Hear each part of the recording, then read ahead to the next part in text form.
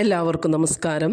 ഇന്നത്തെ വീഡിയോയിൽ ഉൾപ്പെടുത്തിയിരിക്കുന്നത് കഴിഞ്ഞ വർഷം ക്രിസ്മസ് പരീക്ഷയ്ക്ക് അക്കൗണ്ടൻസി വിത്ത് കമ്പ്യൂട്ടറൈസ്ഡ് അക്കൗണ്ടിംഗ് ഈ ഭാഗത്തു നിന്നും ചോദിച്ചിട്ടുള്ള 2 എസ്സേകളാണ്. ഇതിൻ്റെ ബാക്കി ക്വസ്റ്റ്യൻസിൻ്റെ ഡീറ്റെയിൽഡ് വീഡിയോ മുൻഭാഗത്ത് ചെയ്തിട്ടുണ്ട്. ലിങ്ക് ഡിസ്ക്രിപ്ഷനിൽ കൊടുക്കാം. അത് നോക്കിയിട്ട് അത് മനസ്സിലാക്കേണ്ടതാണ്. 100% ഈ മോഡലിൽ തന്നെയായിരിക്കും ഈ തവണത്തെയും ക്രിസ്മസ് പരീക്ഷ. എസ്സേ ക്വസ്റ്റ്യൻ അഡ്മിഷൻ ചാപ്റ്ററിലെ റിവാലുവേഷൻ അക്കൗണ്ടും ക്യാപിറ്റൽ അക്കൗണ്ടും ബാലൻസ് ഷീറ്റും തന്നെയായിരിക്കും. ഓറായിട്ട് വരുന്നത് റിട്ടയർമെൻറ്റ് ചാപ്റ്ററിലെ ക്വസ്റ്റ്യനും ആയിരിക്കും. അപ്പോൾ ഏതെങ്കിലും ഒരു എസ്സേ റിവാലുവേഷൻ അക്കൗണ്ട് കറക്റ്റായിട്ട് നിർബന്ധമായിട്ടും പഠിച്ചിരുന്നാൽ നിങ്ങൾക്ക് മാർച്ചിലെ എക്സാമിലേക്കും അത് ഉപകാരപ്പെടും. അപ്പോൾ അതുകൊണ്ട് നന്നായിട്ട് അഡ്മിഷൻ ചാപ്റ്ററിലെ റിവാലുവേഷൻ അക്കൗണ്ടും ക്യാപിറ്റൽ അക്കൗണ്ടും ബാലൻസ് ഷീറ്റും പഠിച്ചു വയ്ക്കുക. അപ്പോൾ ഈ 16ാമത്തെ ക്വസ്റ്റ്യൻ റിവാലുവേഷൻ അക്കൗണ്ട് നമ്മൾ എങ്ങനെ എളുപ്പത്തിൽ ചെയ്യാം എന്നുള്ളതാണ് ഈ വീഡിയോയിൽ ഉൾപ്പെടുത്തിയിരിക്കുന്നത്. ആദ്യം ക്വസ്റ്റ്യൻ എല്ലാവരും നോട്ട്ബുക്കിലേക്ക് എഴുതിയെടുത്തതിന് ശേഷം ഞാൻ ചെയ്യുന്നതിനോടൊപ്പം ചെയ്തു പോയാൽ നിങ്ങൾക്ക് ഇച്ചിരിയും കൂടി എളുപ്പമായി തോന്നും. അപ്പോൾ എന്തെങ്കിലും ഡൗട്ടുകൾ ഉണ്ടെങ്കിലും കമൻറ്റിലൂടെ ചോദിക്കാവുന്നതാണ്. റിവാലുവേഷൻ അക്കൗണ്ട് ഒട്ടും അറിയാത്തവർ ഒരു കാര്യം ശ്രദ്ധിക്കുക. റിവാലുവേഷൻ അക്കൗണ്ട് ചെയ്തു തുടങ്ങേണ്ടത് അഡ്ജസ്റ്റ്മെൻറ്റിൽ നിന്നാണെന്ന് ഓർത്ത് വയ്ക്കുക. അപ്പോൾ അഡ്ജസ്റ്റ്മെൻറ്റിൽ ആദ്യത്തെ അഡ്ജസ്റ്റ്മെൻറ്റ് എന്ന് പറയുന്നത് ക്യാപിറ്റലും ഗുഡ്വില്ലിൻ്റെയാണ്. ഈ അഡ്ജസ്റ്റ്മെൻറ്റ് നമുക്ക് റിവാലുവേഷൻ അക്കൗണ്ടിലേക്ക് എൻ്റർ ചെയ്യാൻ പാടില്ല. കാരണം റിവാലുവേഷൻ അക്കൗണ്ടിൻ്റെ ഫോർമാറ്റിൽ ക്യാപിറ്റലും ഗുഡ്വില്ലും ഇല്ല. അപ്പോൾ നമുക്ക് അതിലേക്ക് അത് എൻ്റർ ചെയ്യേണ്ട ആവശ്യകതയില്ല. അപ്പോൾ അത് ഓർത്ത് വയ്ക്കുക. റിവാലുവേഷൻ അക്കൗണ്ടിലേക്ക് അഡ്ജസ്റ്റ്മെൻറ്റിൽ നിന്ന് തുടങ്ങണം. ക്യാപിറ്റലും ഗുഡ്വില്ലും എൻ്റർ ചെയ്യേണ്ട. രണ്ടാമത്തെ adjustment plant is appreciated to 2,20,000 and building to be appreciated by. ഈ പ്ലാന്റും ബിൽഡിങ്ങും എന്ന് പറയുന്നത് രണ്ടും അസറ്റാണ്. അപ്പോൾ അസറ്റ് ഇൻക്രീസ് ചെയ്തേക്കണോ ഡിക്രീസ് ചെയ്തേക്കണോ എന്ന് നോക്കുക. ഇപ്പോൾ ഇവിടെ പ്ലാന്റ് 2,20,000 തന്നേക്കുന്നത്. മുകളിൽ പ്ലാന്റ് എത്രയാണ് തന്നേക്കുന്നത്? 2 lakh തന്നേക്കുന്നത്. അപ്പോൾ 2 lakh 2,20,000 ആയി എന്ന് പറയുമ്പോൾ അവിടെ ഇൻക്രീസ് അല്ലേ വന്നേക്കുന്നത്. അപ്പോൾ ഇൻക്രീസിൻ്റെ അസറ്റ് ആണെങ്കിൽ ക്രെഡിറ്റ് സൈഡാണ് ഐറ്റം എഴുതേണ്ടത്. ഇപ്പോൾ ബിൽഡിങ്ങും അതുപോലെ തന്നെ അപ്രീസിയേറ്റഡ് എന്ന് തന്നേക്കുന്നത് 5%. അപ്പോൾ ബിൽഡിങ് 3 lakhൻ്റെ 5% കണ്ട് എഴുതണം. അപ്പോൾ 2 അസറ്റും ഇൻക്രീസ് ആണ് ഇവിടെ വന്നേക്കുന്നത്. അപ്പോൾ റിവാലുവേഷൻ അക്കൗണ്ടിൻ്റെ ക്രെഡിറ്റ് സൈഡിലാണ് ഇത് എൻ്റർ ചെയ്യേണ്ടത്. അപ്പോൾ നമുക്കത് എൻ്റർ ചെയ്യാം. ഇവിടെ റിവാലുവേഷൻ അക്കൗണ്ടിൻ്റെ ക്രെഡിറ്റ് സൈഡ് പ്ലാന്റ് 2,20,000 നിന്ന് 2 lakh മൈനസ് ചെയ്യുമ്പോൾ 20,000 എൻ്റർ ചെയ്തു. ബിൽഡിങ് 5% അപ്രീസിയേറ്റ് ചെയ്തേക്കുന്നത്. അപ്പോൾ ബിൽഡിങ്ങിൻ്റെ എമൗണ്ടിൻ്റെ 5% നമ്മൾ അപ്രീസിയേഷൻ കാണിച്ചു.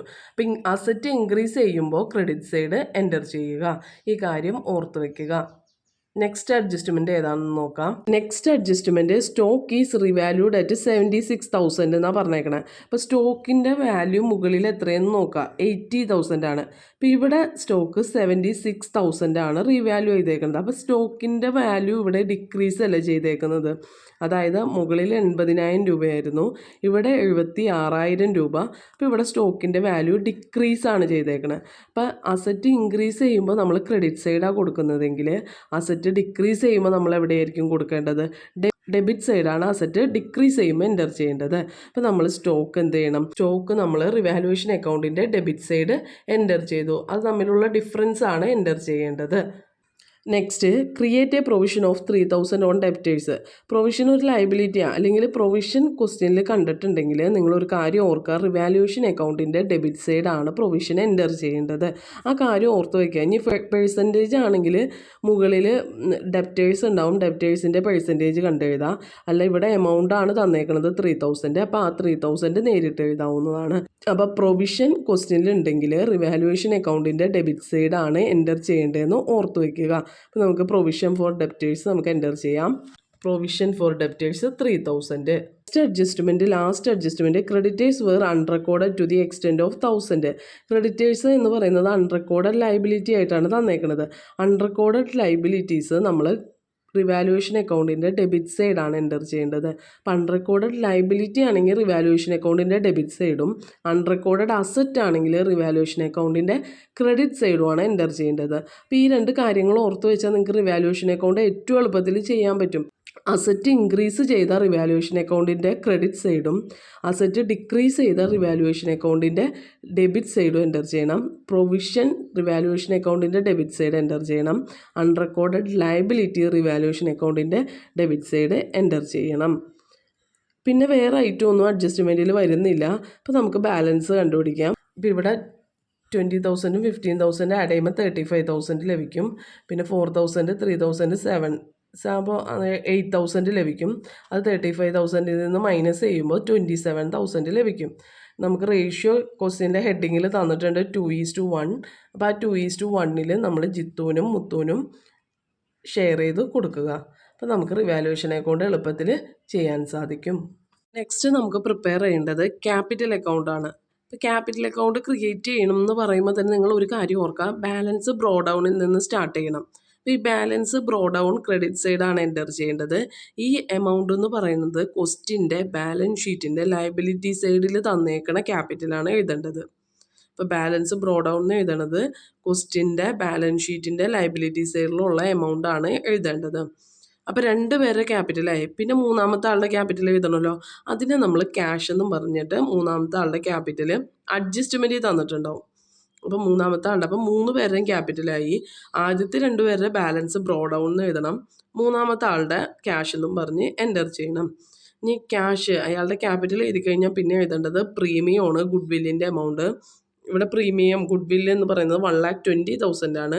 ഗുഡ് വില്ല് എപ്പോഴും സാക്രിഫൈസിങ് റേഷ്യോയിലാണ് ഷെയർ ചെയ്യേണ്ടത്, അതൊരു ഓർമ്മ വേണം. ഇവിടെ ഇപ്പോൾ ഒരൊറ്റ റേഷ്യോ ഉള്ളതുകൊണ്ട് 2:1 തന്നെ ഷെയർ ചെയ്യാം. അല്ല താഴെ വേറെ അഡ്ജസ്റ്റ്മെൻറ്റിൽ വേറൊരു റേഷ്യോയും മുകളിൽ വേറൊരു റേഷ്യോയും തന്നിട്ടുണ്ടെങ്കിൽ സാക്രിഫൈസ് റേഷ്യോ കണ്ടിട്ട് തന്നെ വേണം നിങ്ങൾ പ്രീമിയം ഷെയർ ചെയ്ത് കൊടുക്കാൻ. പിന്നെ എഴുതേണ്ടത് തൊട്ട് മുമ്പിലത്തെ റിവാലുവേഷൻ അക്കൗണ്ടിൻ്റെ പ്രോഫിറ്റ് 18,000, ഈ 9,000 റിവാലുവേഷൻ എന്നും പറഞ്ഞിട്ട് ഈ എഴുതിയേക്കുന്നത്. പിന്നെ ഡെബിറ്റ് സൈഡിൽ എൻ്റർ ചെയ്യാനൊന്നുമില്ല. അപ്പോൾ ഇത് ടോട്ടൽ ചെയ്യുക, അതിനെ ബാലൻസ് ക്യാരി ഡൗൺ ചെയ്യുക. റിവാലുവേഷൻ അക്കൗണ്ട് ചെയ്ത് കഴിയുമ്പോൾ തന്നെ ക്യാപിറ്റൽ അക്കൗണ്ട് ചെയ്യണം. ക്യാപിറ്റൽ അക്കൗണ്ട് എന്ന് പറയുമ്പോൾ തന്നെ നിങ്ങൾ ഓർക്കേണ്ടത് ബാലൻസ് ബ്രോ ഡൗൺ, അത് കഴിഞ്ഞ് മൂന്നാമത്തെ ആളുടെ ക്യാഷ്, പിന്നെ ഗുഡ് വില്ല്, പിന്നെ റിവാലുവേഷൻ പ്രോഫിറ്റ്, പിന്നെ ജനറൽ റിസർവ് ഒക്കെ വരും. ഈ ക്വസ്റ്റ്യനിൽ ജനറൽ റിസർവ് ഒന്നും തന്നിട്ടില്ല, അപ്പോൾ അതുകൊണ്ട് ഇത്രയും ഐറ്റംസ് നമ്മൾ എൻ്റർ ചെയ്തു. നെക്സ്റ്റ് നമുക്ക് ചെയ്യേണ്ടത് ബാലൻസ് ഷീറ്റാണ്. ബാലൻസ് ഷീറ്റ് ചെയ്യുമ്പോൾ ഒരു കാര്യം ശ്രദ്ധിക്കേണ്ടത്, നിങ്ങളുടെ ക്വസ്റ്റ്യനിലെ ബാലൻസ് ഷീറ്റ് വെച്ചിട്ട് തന്നെ എഴുതി തുടങ്ങിയാൽ മതി. ഇപ്പോൾ അസറ്റ് സൈഡിൽ ക്യാഷ് ഇൻ ഹാൻഡ് ആണ് ക്വസ്റ്റ്യൻ്റെ ബാലൻസ് ഷീറ്റിലെ ആദ്യത്തെ ഐറ്റം. അതിൻ്റെ കൂടെ 3 എമൗണ്ട് ആഡ് ചെയ്യണം. ക്വസ്റ്റ്യനിലെ ബാലൻസ് ഷീറ്റിലെ എമൗണ്ട് പ്ലസ് പുതിയ പണൻ്റെ ക്യാപിറ്റലും ഗുഡ് വില്ലും അതും കൂടി ആഡ് ചെയ്തിട്ട് വേണം ഔട്ടർ കോളം കൊടുക്കാൻ. ഈ ഒരു കാര്യമാണ് ബാലൻസ് ഷീറ്റിൽ ഏറ്റവും കൂടുതൽ ശ്രദ്ധിക്കേണ്ടത്. നേരിട്ട് ആ എമൗണ്ട് എഴുതാൻ പാടില്ല. ആ എമൗണ്ട് പ്ലസ് പുതിയ പണൻ്റെ ക്യാപിറ്റലും ഗുഡ് വില്ലും കൂടി എൻ്റർ ചെയ്യണം. പിന്നെ next item cash at bank ആണ്, അതങ്ങനെ തന്നെ എഴുതാം. പിന്നെ വരുന്നത് ഡെപ്റ്റേഴ്സ് ആണ്. ഡെപ്റ്റേഴ്സ് എഴുതുമ്പോൾ പ്രൊവിഷൻ ഉണ്ടെങ്കിൽ, പ്രൊവിഷൻ ഉണ്ടോയെന്ന് നോക്കേണ്ടത് റിവാലുവേഷൻ അക്കൗണ്ട് നോക്കിയാൽ മനസ്സിലാവും. പ്രൊവിഷൻ ഉണ്ടെങ്കിൽ അത് മൈനസ് ചെയ്തിട്ട് ഔട്ടർ കോളം കൊടുക്കണം. നെക്സ്റ്റ് സ്റ്റോക്കാണ് ക്വസ്റ്റ്യനിൽ. സ്റ്റോക്കിലും നമുക്ക് 80,000 തന്നേക്കണം. റിവാലുവേഷൻ അക്കൗണ്ടിൻ്റെ ഡെബിറ്റ് സൈഡിൽ ഒരു 4,000 വന്നിട്ടുണ്ട്. ഡെബിറ്റ് സൈഡ് ആണെങ്കിൽ ഡിക്രീസ് ഇൻ അസറ്റ് അല്ലേ, അപ്പോൾ അതുകൊണ്ട് നമ്മൾ മൈനസ് ചെയ്തിട്ട് ഔട്ടർ കോളം കൊടുത്തു. പ്ലാന്റ് ക്വസ്റ്റ്യനിൽ 2 lakh ആണ്. റിവാലുവേഷൻ അക്കൗണ്ടിൽ ഒരു 20,000 ക്രെഡിറ്റ് സൈഡ് വന്നിട്ടുണ്ട്, അപ്പോൾ നമ്മൾ ആഡ് ചെയ്തിട്ട് ഔട്ടർ കോളം കൊടുക്കണം. ബിൽഡിങ്ങും അതുപോലെ തന്നെ ബിൽഡിങ്ങിൻ്റെ എമൗണ്ട് 3 lakh ആണ്. ക്രെഡിറ്റ് സൈഡിൽ ഒരു 15,000 വന്നിട്ടുണ്ട്, അപ്പോൾ ആഡ് ചെയ്തിട്ട് ഇപ്പുറത്തേക്ക് ഔട്ടർ കോളം 3,15,000 കൊടുക്കണം. അപ്പോൾ ക്രെഡിറ്റ് സൈഡ് വന്നിട്ടുള്ള അസറ്റുകളെല്ലാം റിവാലുവേഷൻ അക്കൗണ്ടിൽ ക്രെഡിറ്റ് സൈഡ് വന്ന ഐറ്റങ്ങളെല്ലാം നമ്മളിവിടെ ആഡ് ചെയ്ത് കാണിക്കണം. റിവാലുവേഷൻ അക്കൗണ്ടിൽ ഡെബിറ്റ് സൈഡ് വന്ന ഐറ്റംസ് എല്ലാം മൈനസ് ചെയ്തിട്ട് വേണം ഔട്ടർ കോളം കൊടുക്കാൻ. ഇനി ലയബിലിറ്റി സൈഡ് നോക്കുമ്പോൾ ബിൽസ് പേയബിളിന് അഡ്ജസ്റ്റ്മെൻറ്റ് ഒന്നും തന്നെയില്ല, അപ്പോൾ ആ എമൗണ്ട് തന്നെ എഴുതിയാൽ മതി. ക്രെഡിറ്റേഴ്സ് എഴുതുമ്പോൾ ഒരു അൺറെക്കോർഡഡ് വന്നിട്ടുണ്ട്, അപ്പോൾ അത് ആഡ് ചെയ്തിട്ട് വേണം എൻ്റർ ചെയ്യാൻ. പിന്നെ വന്നത് ബാങ്ക് ഓവർ ഡ്രാഫ്റ്റാണ്. ബാങ്ക് ഓവർ ഡ്രാഫ്റ്റ് 4,000 രൂപ, അതിനും വേറെ അഡ്ജസ്റ്റ്മെൻറ്റ് ഒന്നും തന്നെ ഇല്ല. ലാസ്റ്റായിട്ട് എഴുതേണ്ടത് ക്യാപിറ്റലാണ്.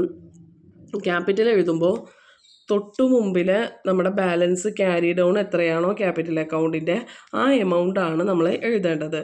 ഇപ്പോൾ 4,58,000, 3,49,000, 2 lakh. അപ്പോൾ ആ എമൗണ്ട് നമ്മൾ ഇന്നർ കോളം എഴുതി അത് ടോട്ടൽ ചെയ്തിട്ട് ഔട്ടർ കോളം കൊടുത്തു. ഇങ്ങനെയാണ് നമ്മൾ ബാലൻസ് ഷീറ്റ് ചെയ്യേണ്ടത്. എന്തെങ്കിലും ഡൗട്ട് ഉണ്ടെങ്കിൽ നിങ്ങളെ കമൻറ്റിലൂടെ ചോദിക്കാവുന്നതാണ്. സൈഡും ടോട്ടൽ ചെയ്യുമ്പോൾ 11,48,000 ലഭിക്കും.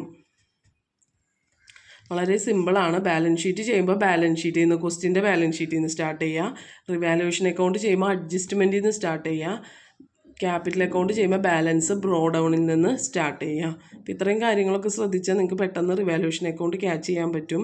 ഇതിൻ്റെ മുമ്പിൽ ഒരു വീഡിയോയിൽ റിവാലുവേഷൻ അക്കൗണ്ട് എളുപ്പത്തിൽ ചെയ്യാനുള്ളത് കൊടുത്തിട്ടുണ്ട്. അതിൻ്റെ ലിങ്ക് ഡിസ്ക്രിപ്ഷനിൽ കൊടുക്കാം, അതും കൂടി ചെയ്ത് നോക്കേണ്ടതാണ്. ഈ ഒരു ഫോർമാറ്റ് നോട്ട്ബുക്കിലേക്ക് എല്ലാവരും എഴുതിയെടുക്കുക.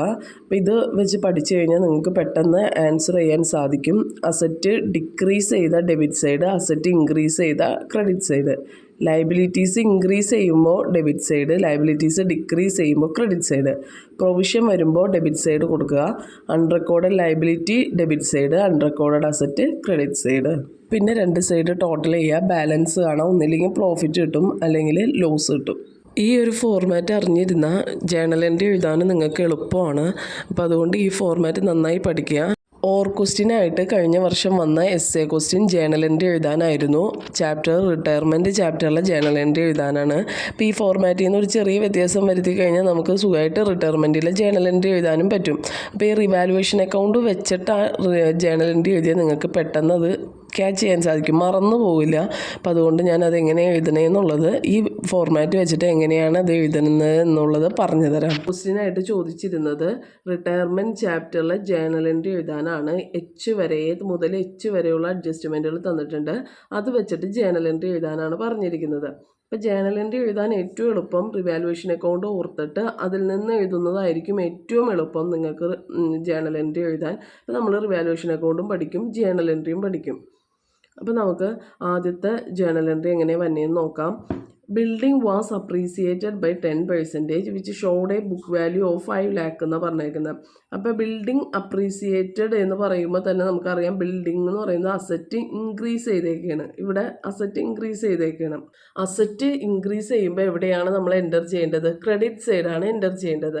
അപ്പോൾ ബിൽഡിംഗ് എന്ന് പറയുന്ന ഐറ്റം ഈ ക്രെഡിറ്റ് സൈഡിലാണ് എൻ്റർ ചെയ്യേണ്ടത് അല്ലേ? അപ്പോൾ അസറ്റ് ഇൻക്രീസ് ചെയ്യണം എന്ന് പറയുമ്പോൾ ബിൽഡിംഗ് ഇവിടെയല്ലേ വരുന്നത്. അപ്പോൾ ബിൽഡിംഗ് ക്രെഡിറ്റ് സൈഡാണ് വരുന്നെങ്കിൽ ജേണൽ എൻട്രിയിൽ നമ്മളത് ഡെബിറ്റ് സൈഡായിട്ട് എഴുതണം.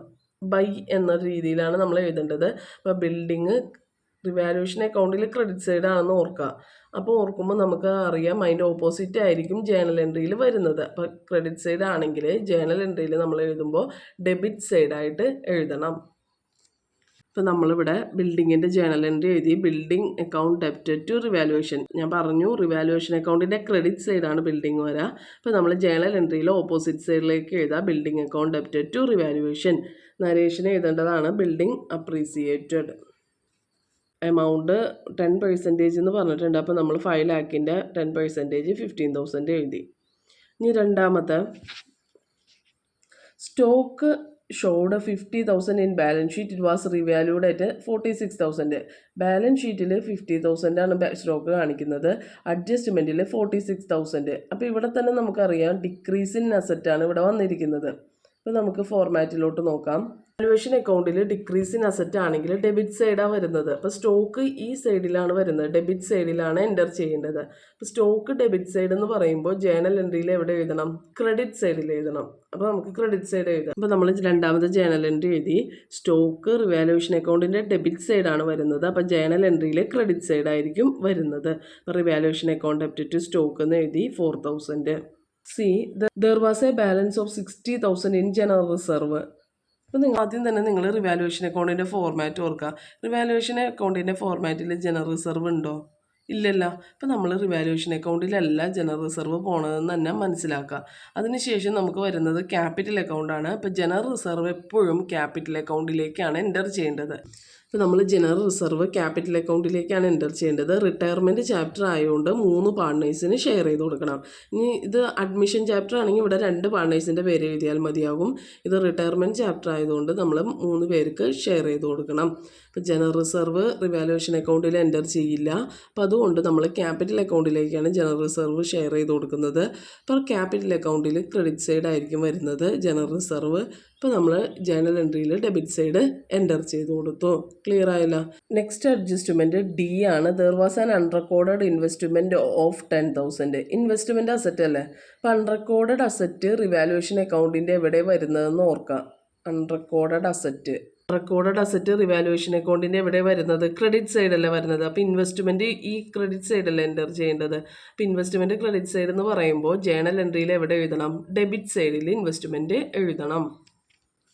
ഇപ്പോൾ journal entry investment account debit to revaluation 10,000. ഈ അഡ്ജസ്റ്റ്മെൻറ്റ് എന്ന് പറയുന്നത് creditors of 2000 not likely to claim their amount എന്നാണ് പറയണേ. ഇപ്പോൾ ഡിക്രീസ് ഇൻ ലയബിലിറ്റി ആയിട്ടാണ് അത് എടുക്കേണ്ടത്. ഇപ്പോൾ ഡിക്രീസ് ഇൻ ലയബിലിറ്റി എവിടെയാണ് റിവാലുവേഷൻ അക്കൗണ്ടിൽ എൻ്റർ ചെയ്യുന്നത്?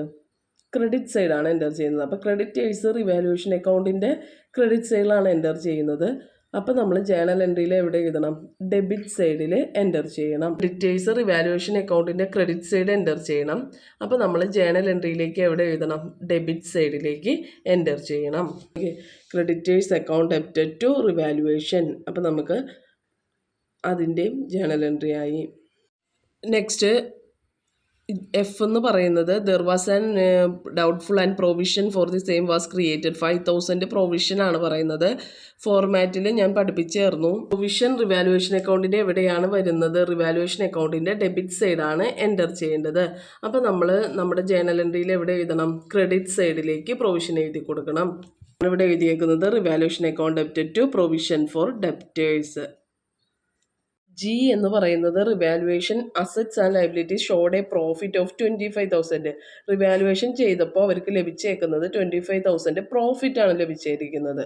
അതായത് ഈ എമൗണ്ട് എന്ന് പറയുന്നത് 25,000 ആണെന്നാണ് പറയുന്നത്. പക്ഷേ ഇവിടെ ഒരു കാര്യം ശ്രദ്ധിക്കണം. ഈ റിവാലുവേഷൻ അക്കൗണ്ട് അഡ്മിഷൻ ചാപ്റ്ററിലെ റിവാലുവേഷൻ അക്കൗണ്ടിൻ്റെ ഫോർമാറ്റ് ഞാൻ തന്നിരിക്കുന്നത്. നമ്മളോട് ചോദിച്ചിരിക്കുന്നത് റിട്ടയർമെൻറ്റ് ചാപ്റ്ററിലെ ജേണൽ എൻട്രി എഴുതാനാണ്. ഇപ്പോൾ റിട്ടയർമെൻറ്റ് ചാപ്റ്ററിലെ ജേണൽ എൻട്രി എഴുതുമ്പോൾ പ്രോഫിറ്റ് ഓൺ റിവാലുവേഷൻ 3 പേർക്ക് ഷെയർ ചെയ്ത് കൊടുക്കണം. അതൊരു കാര്യം ഓർക്കണം. റിവാലുവേഷൻ അക്കൗണ്ടിൽ അഡ്മിഷൻ ചാപ്റ്റർ ആണെങ്കിൽ 2 പേർക്ക് ഓൾഡ് പാർട്ട്നേഴ്സിന് മാത്രം ഷെയർ ചെയ്ത് കൊടുത്താൽ മതി. പക്ഷേ റിട്ടയർമെൻറ്റ് ചാപ്റ്റർ ആണെങ്കിൽ 3 പാർട്ട്നേഴ്സിന് ഷെയർ ചെയ്ത് കൊടുക്കണം. അപ്പോൾ പ്രോഫിറ്റ് ഓൺ റിവാലുവേഷൻ എന്ന് പറയുമ്പോൾ ക്യാപിറ്റൽ വരുന്നത് ഡെബിറ്റ് സൈഡ് അല്ലേ വരുന്നത്. അപ്പോൾ നമ്മൾ ജേണൽ എൻട്രിയിൽ ക്രെഡിറ്റ് സൈഡിലേക്ക് ഈ 3 പേരുടെയും പേര് എഴുതുക. എന്നിട്ട് മുകളിൽ റിവാലുവേഷൻ അക്കൗണ്ട് എന്ന് കൊടുക്കുക. ജേണൽ എൻട്രി വരുന്നത് റിവാലുവേഷൻ അക്കൗണ്ട് ഡെബ്റ്റ് ടു 3 പാർട്ട്നേഴ്സിൻ്റെ പേര് ഖാദർ, കൃഷ്ണ, കോശി. Khader's capital, Krishna's capital, Koshy's. കാര്യം ശ്രദ്ധിക്കേണ്ടത് അഡ്മിഷൻ ചാപ്റ്റർ ആണെങ്കിൽ 2 പാർട്ട്നേഴ്സിനാണ് ഷെയർ ചെയ്ത് കൊടുക്കേണ്ടത്. റിട്ടയർമെൻറ്റ് ചാപ്റ്റർ ആണെങ്കിൽ 3 പാർട്ട്നേഴ്സിന് ഷെയർ ചെയ്ത് കൊടുക്കണം. അതാണ് 2 റിവാലുവേഷൻ അക്കൗണ്ട് തമ്മിലുള്ള വ്യത്യാസം. ഫസ്റ്റത് the amount due to Koshy on retirement amount 75,000. അതായത് കോഷി റിട്ടയർഡായി പോയപ്പോൾ അയാൾക്ക് 75,000 രൂപ കൊടുക്കാനുണ്ട്. അപ്പോൾ അതിൽ 25,000 രൂപ അപ്പം തന്നെ അയാൾക്ക് കൊടുത്തു. ബാക്കി അയാളുടെ ലോൺ അക്കൗണ്ടിലേക്ക് ട്രാൻസ്ഫർ ചെയ്തു എന്നാണ് പറയുന്നത്. ഇത് റിവാലുവേഷൻ അക്കൗണ്ട് അല്ല. അപ്പം നമ്മൾ ലംസം പേയ്മെൻറ്റ് 3 മെത്തേഡുകൾ പഠിച്ചിട്ടില്ലേ? ലംസം പേയ്മെൻറ്റ്, പാർട്ട്ലി പേയ്മെൻറ്റ്, ആ ഒരു മെത്തേഡിൽ പെട്ടേക്കണതാണ്.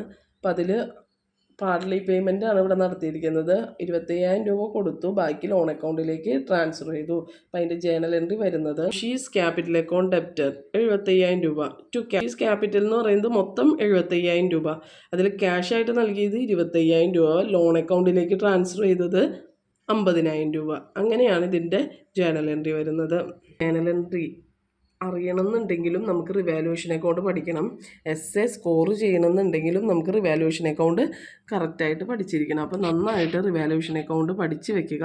അത് വെച്ചിട്ട് എല്ലാം ചെയ്ത് മനസ്സിലാക്കുക. എന്തെങ്കിലും ഡൗട്ടുകളുണ്ടെങ്കിൽ നിങ്ങൾക്ക് കമൻറ്റിലൂടെ ചോദിക്കാവുന്നതാണ്. മുമ്പ് ചെയ്തിട്ടുള്ളൊരു റിവാലുവേഷൻ അക്കൗണ്ടിൻ്റെ പ്രോബ്ലത്തിൻ്റെ ലിങ്ക് ഡിസ്ക്രിപ്ഷനിൽ കൊടുക്കാം. അത് നോക്കിയിട്ട് നന്നായി ഒരെണ്ണം കൂടി ട്രൈ ചെയ്ത് നോക്കേണ്ടതാണ്. Thank you for watching.